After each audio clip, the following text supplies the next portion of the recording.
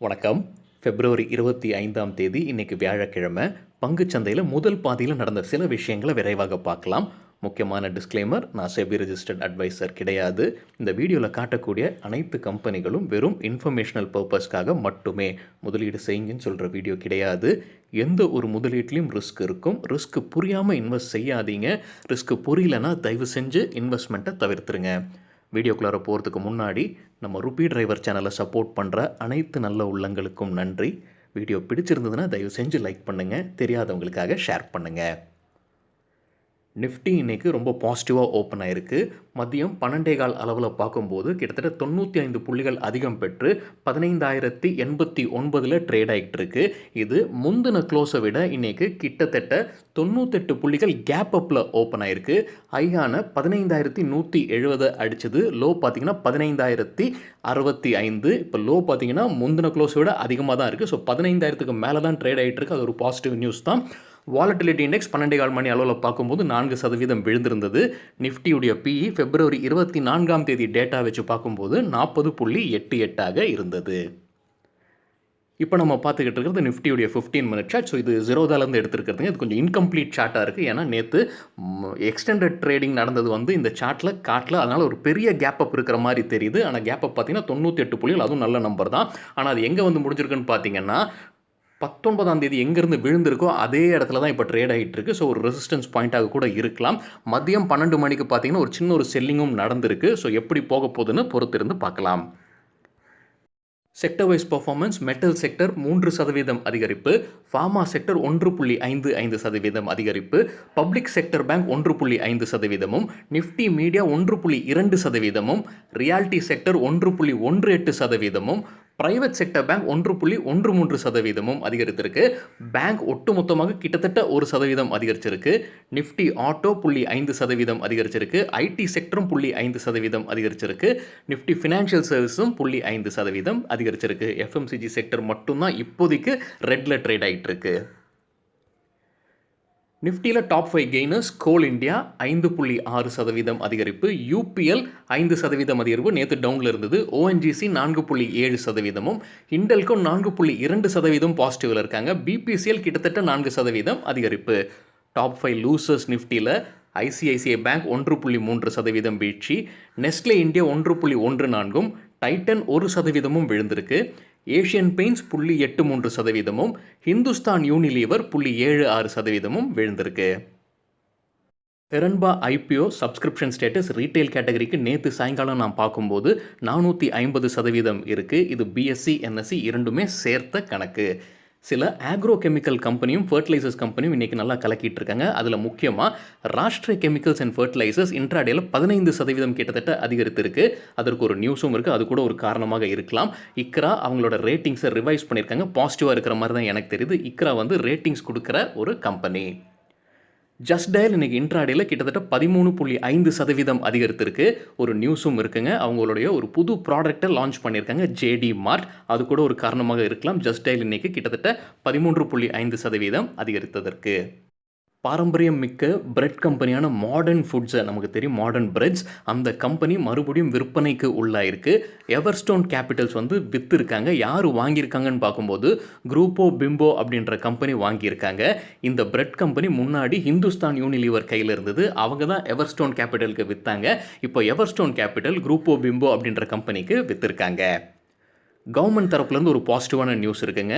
PLI scheme, அதாவது production linked incentive ஸ்கீம்ஸை pharma செக்டருக்கும் ஐடி ஹார்ட்வேர் செக்டருக்கும் எக்ஸ்டெண்ட் செஞ்சுருக்காங்க கவர்மெண்ட். ஸோ ஃபார்மா செக்டருக்கு 15,000 கோடி ரூபாய்க்கும், ஐடி செக்டருக்கு 7,350 கோடி ரூபாய்க்கும் மானியம் கொடுக்க போகிறதாக அரசாங்கம் அறிவிச்சிருக்காங்க. ஸோ ஐடி ஹார்ட்வேர் செக்டரில் எந்தெந்த கம்பெனிகள் இதனால் பயன் பெறுவாங்கன்னு நான் செக் பண்ணும்போது எனக்கு தெரிந்த சில கம்பெனிஸ், HCL இன்ஃபோ சிஸ்டம்ஸ் இன்றைக்கு 4% இன்ட்ராடேல அதிகரித்தது. டிவிஎஸ் எலக்ட்ரானிக்ஸ் இன்றைக்கி இன்ட்ராடேல 10% அதிகரித்தது. நேற்றும் முந்தானேற்றும் நம்ம இந்த கம்பெனியை கெய்னர்ஸ் வித் ஹை வால்யூம் பட்டியல் லிஸ்ட்டில் பார்த்துருந்தோம். டீலிங்க் ரவுட்டர்ஸ் தயாரிக்கிற கம்பெனி இன்ட்ராடேல 2.5% அதிகரித்திருந்தது. ஆனால் இந்த வீடியோ சேர நேரத்தில் 1% ரெட்ல ட்ரேட் ஆகிட்டு இருக்கு. கம்ப்யூவேஜ் இன்ஃபோகாம் கம்பெனி இன்னைக்கு இன்ட்ராடேல 10% அதிகரித்திருக்கு. இது என்னுடைய பார்வைக்குங்க. உங்களுக்கு வேறு ஏதாவது ஐடி ஹார்ட்வேர் கம்பெனியை பற்றி தெரியும் அப்படின்னா அந்த டீட்டெயில்ஸை கமெண்ட் செக்ஷனில் பகிர்ந்து கொள்ளுங்கள். நியூரேக்கா இன்னைக்கு ஐபிஓவில் டெபு பண்ணியிருக்காங்க. மன்னிக்கவும், மார்க்கெட்டில் டெபு பண்ணியிருக்காங்க. ஐபிஓ முடிஞ்சு லிஸ்டிங் ஆயிருக்கு. இன்னைக்கு ₹400 ஐபிஓ பிரைஸ். லிஸ்டிங் பிரைஸ் பார்க்கும்போது 615க்கு மேலே லிஸ்ட் ஆயிருக்கு. ஸோ இது கிட்டத்தட்ட 50% மேலே இன்னைக்கு லிஸ்டிங் கெயின்ஸ் இருந்திருக்கு நியூரேக்காவில். ராகேஷ் ஜுன்ஜுன்வாலா எக்கனாமிக் டைம்ஸ்க்கு அளித்த பேட்டியில் அவருடைய பார்வையில் மார்க்கெட் எப்படி போகும்னு சொல்லியிருக்கிறாரு. அடுத்த 8-10 ஆண்டுகளுக்கு நிஃப்டி ஆண்டுக்கு 18 இல்லை 19% ரிட்டர்ன்ஸ் கொடுக்கறதுக்கான வாய்ப்பு இருக்குன்னு கருதுவதாக அவர் தெரிவிச்சிருக்கிறாரு. ஸோ அவர் பாசிட்டிவாக தான் சொல்லியிருக்கிறாரு. அவர் மார்க்கெட்ஸில் எப்போவுமே பாசிட்டிவாக இருக்கிற ஒரு ஆள் தான். ஆனால் அவர் இந்த அரசாங்கத்துக்கு சாதகமாக பேசக்கூடிய ஒரு ஆளும் தான். ஸோ அதையும் நம்ம மனதில் கொள்ளணும். டாக்டர் ரெட்டி லேபரேட்டரிஸ் ஒரு நெகட்டிவ் நியூஸ் இருக்குங்க. ஆனால் அது ஷேர் ப்ரைஸில் தெரிஞ்ச மாதிரி இல்லை. இன்ட்ராடேயில் 3% அதிகரித்திருக்கு டாக்டர் ரெட்டிஸ் லேப்ஸோட ஷேர் ப்ரைஸ். என்ன நெகட்டிவ் நியூஸ்னு பார்த்தீங்கன்னா, அவங்க ஸ்புட்னிக் 5 COVID-19 வேக்சினுக்கு அப்ரூவல் கேட்டிருந்தாங்க எமர்ஜென்சி யூஸ்க்காக இந்திய அரசாங்கம் கிட்டேருந்து. அது இப்போதைக்கு வழங்கப்படவில்லை. ஏன்னா கூடுதலாக டேட்டா தேவைப்படுது அப்படின்னு அந்த கமிட்டி கேட்டிருக்காங்க. ஸோ அந்த டேட்டா கிடைத்ததுக்கு பிற்பாடு ஆய்வு செய்யப்படும்னு சொல்லியிருக்காங்க. ஸோ அது ஒரு நெகட்டிவ் நியூஸ் தான். ஆனால் அது ஷேர் ப்ரைஸில் தெரிந்தபாடு இல்லை. அதானி போர்ட்ஸ் இன்ட்ராடேயில் கிட்டத்தட்ட 4% அதிகரித்தது ஒரு நியூஸும் இருக்குது. அது கூட ஒரு காரணமாக இருக்கலாம். கம்பெனியுடைய ப்ரொமோட்டர்ஸ் அவங்க 74.39 லட்சம் ஷேர்ஸை பிளெட்ஜ் பண்ணதை ரிவோக் பண்ணிட்டாங்க அப்படின்றதான் நியூஸ். இது February 23 நடந்திருக்குன்றது நியூஸ். ஸோ அது கூட ஒரு பாசிட்டிவான நியூஸாக இருக்கலாம். அதானி டிரான்ஸ்மிஷனும் இன்னைக்கு இன்ட்ராடேயில் 2.3% அதிகரித்திருக்கு. காரணம் அதே தான். ப்ரொமோட்டர்ஸ் 48.5 லட்சம் ஷேர்ஸ் பிளெட்ஜ் பண்ணதை ரிவோக் பண்ணியிருக்காங்க February 23. மேக்ஸ் ஃபினான்ஷியல் சர்வீசஸ் இன்ட்ராடேயில் கலக்கிட்டாங்க. கிட்டத்தட்ட 10% அதிகரித்தது. ஒரு 3 நியூஸ் இருக்குங்க என் கண்ணுக்கு தென்பட்டது. முதல் நியூஸ் பார்த்தீங்கன்னா, ஆக்சிஸ் பேங்க் மேக்ஸ் லைஃப் இன்சூரன்ஸில் 12% ஸ்டேக் வாங்கிறதுக்கு IRDAI ஒப்புதல் வழங்கியிருக்காங்க. அது தவிர கம்பெனியுடைய ப்ரொமோட்டர்ஸ் 95,301 பிளெட்ஜ்டு ஷேர்ஸை ரிவோக் பண்ணியிருக்காங்க அப்படின்ற ஒரு நியூஸும் இருக்குது. ஸோ அதுவும் ஒரு பாசிட்டிவான நியூஸாக இருக்கலாம். மூன்றாவதாக சில புரோக்கரேஜஸ் பை ரேட்டிங் கொடுத்துருக்காங்க. மோதிலால் ஓஸ்வால் அவங்க எதிர்பார்க்குற டார்கெட் ₹1000. ஜெஃப்ரீஸ் அவங்க எதிர்பார்க்குற டார்கெட் ₹1000. நொமுரா அவங்க எதிர்பார்க்குற டார்கெட் ஒரு ஷேருக்கு ₹1050. பிரபுதாஸ் லீலாதர் அவங்க எதிர்பார்க்குற டார்கெட் பார்த்தீங்கன்னா ₹995 ஒரு ஷேருக்கு. ஸோ இதெல்லாமே பாசிட்டிவ் நியூஸாக இருக்கலாம். ஆக்சிஸ் பேங்க்கும் இன்றைக்கி பாசிட்டிவாக ட்ரேட் ஆகிட்டு இருக்கு. இன்ட்ராடேயில் 4.6% அதிகரித்தது. ஸோ இந்த நியூஸ் கூட ஒரு காரணமாக இருக்கலாம். மதியம் 12:15 அளவில் கெய்னர்ஸ் வித் ஹை வால்யூம் பட்டியல் இருக்கிற சில ஸ்டாக்ஸை பார்க்கலாம். கேபிட்டல் ட்ரஸ்ட் ஷேர் பிரைஸ் 20% அதிகரித்தது.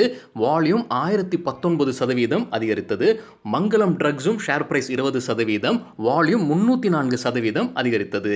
ராணே மெட்ராஸ் கிட்டத்தட்ட 20% ஷேர் பிரைஸும் 1011% வால்யூம் அதிகரித்தது. ராணே பிரேக் 17% ஷேர் பிரைஸும் 1567% வால்யூம் அதிகரித்தது. ராணே ஹோல்டிங்ஸ் 13.36% ஷேர் பிரைஸும் 489% வால்யூமும் அதிகரித்தது. ராணே இன்ஜின் 10% ஷேர் பிரைஸும் 279% வால்யூமும் அதிகரித்தது. BEML கம்பெனி 8.37% ஷேர் பிரைஸ் அதிகரிப்பு, 260% வால்யூம் அதிகரிப்பு. பஞ்சாப் கெமிக்கல் 7.6% ஷேர் பிரைஸும் 404% வால்யூமும் அதிகரிப்பு. லூசர்ஸ் வித் ஹை வால்யூம் பட்டியலில் இருக்கிற சில கம்பெனிஸை பார்க்கலாம். இது மதியம் 12:15 மணி அளவில் எடுத்த டேட்டா. ஏஷியன் கிரானைட்டோ நேற்று இந்த பட்டியலில் இடம் பிடிச்சிருந்தாங்க. 14% ஷேர் பிரைஸ் வீழ்ச்சி, 912% வால்யூம் அதிகரிப்பு. ஹுட்டாமாக்கி இந்தியா அது ரிசல்ட் அனௌன்ஸ் பண்ணியிருக்காங்கன்னு நினைக்கிறாங்க. அந்த கம்பெனி 11.8% ஷேர் பிரைஸ் வீழ்ச்சி, 372% வால்யூம் அதிகரிப்பு. IFB ஆக்ரோ 4.4% ஷேர் பிரைஸ் விழுந்தது, 420% வால்யூம் அதிகரிப்பு. சரிங்க, இதுதான் சில விஷயங்கள் என்னுடைய பார்வைக்கு எட்டியது. உங்களுக்கு ஏதாவது இன்ட்ரெஸ்டிங்கான விஷயம் தென்பட்டிருந்ததுன்னா தயவு செஞ்சு பகிர்ந்து கொள்ளுங்கள். அனைவருக்கும் உபயோகமாக இருக்கும். வீடியோ பற்றியான ஃபீட்பேக்கும் தயவு செஞ்சு பகிர்ந்து கொள்ளுங்கள். நன்றி, வணக்கம்.